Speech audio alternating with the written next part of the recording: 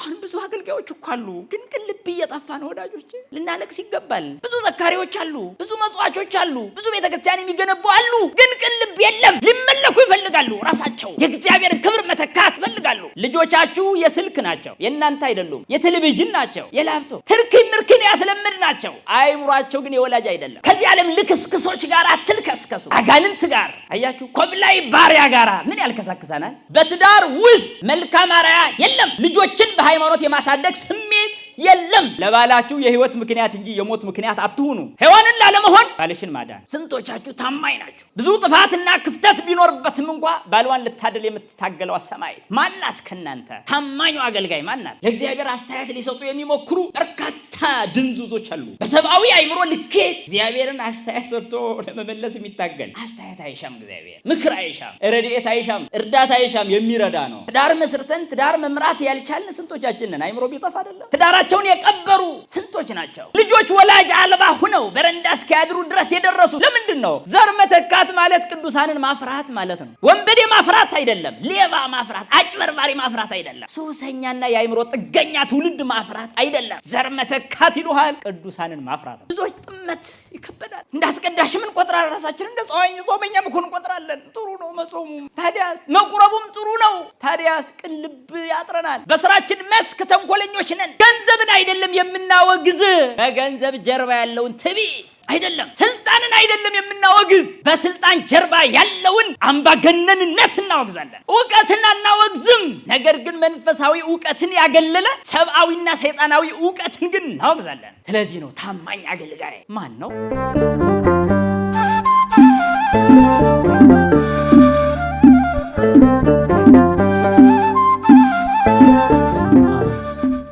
ወወልድ ወመንፈስ ቅዱስ አሃዱ አምላክ ወሀብአ ወርቀ እግዚኦ። የጌታውን ወርቅ ቀበረ፣ የጌታውን ወርቅ ቀበረ።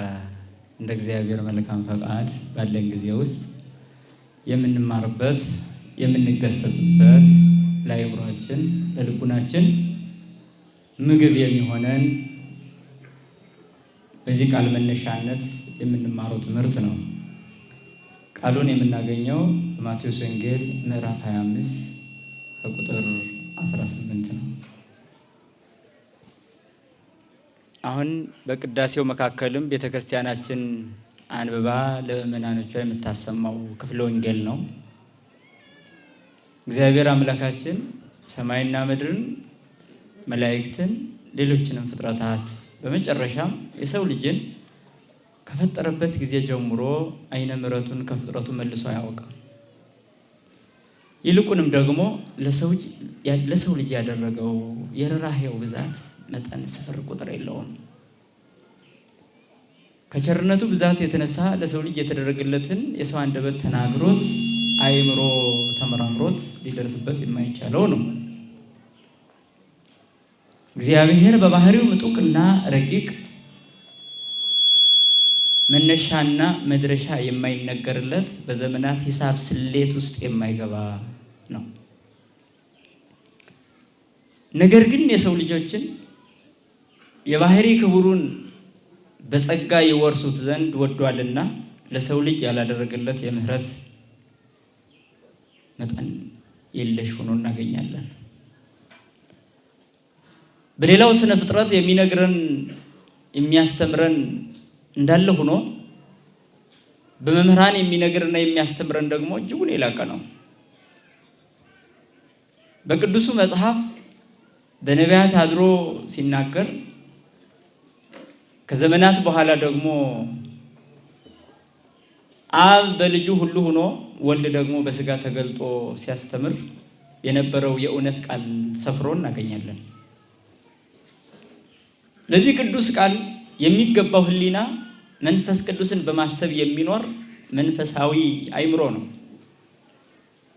የእግዚአብሔር ቃል መንፈስ ስለሆነ በመንፈስ ጸንተው ለመገኘት ራሳቸውን ለሚያዘጋጁ ሁሉ ብሩህ ይሆንላቸዋል። የዛሬው ዝግጅታችንና ድግሳችንም አይምሯችንን ለቃሉ ማዘጋጀትና ሕይወት የሆነውን ቃል ተቀብሎ ለዘላለም ድነት መብቃት መቻል ነው። ምድራውያንና ዓለማውያን ሰዎች እንደሚናገሩት ያለ የሚያልፍ ንግግር አይደለምና ፈላስፎች አይምሯቸው በተለካላቸው መጠን የሚናገሩት የፍልስፍና ጥበብ በሆነ ነገር የሚለከም አይደለምና ዘላለማዊ ባህሪ ካለው ከእግዚአብሔር የተነገረ ቃል የሚነገርበት አውድ ነው ይሄ። ለዚህ ቅዱስ ቃል የተዘጋጀው ሕሊና ሁልጊዜም ቀድሞ ራሱን ለቃሉ ያዘጋጃል። በጸሎት ራሱን ይመረምራል። ጸሎት የመንፈሳዊ ሕይወታችን ልኬት ነው፣ መለኪያ ነው። ሰው ሲጸልይ ነው መንፈሳዊ ይሁን አይሁን የሚታወቀው። በጸሎቱ ጊዜ ወደ እግዚአብሔር የመመሰጥ ሕጉ በልቡ ውስጥ እስከተተከለ ድረስ ከእግዚአብሔር ጋር ያለው የመቅረብ ስሜት ያን ጊዜ ይታየዋል። አለበለዚያ ግን አይታወቀውም። እንስሳት እንደሚኖሩት ሊኖር ይችላል። እግዚአብሔር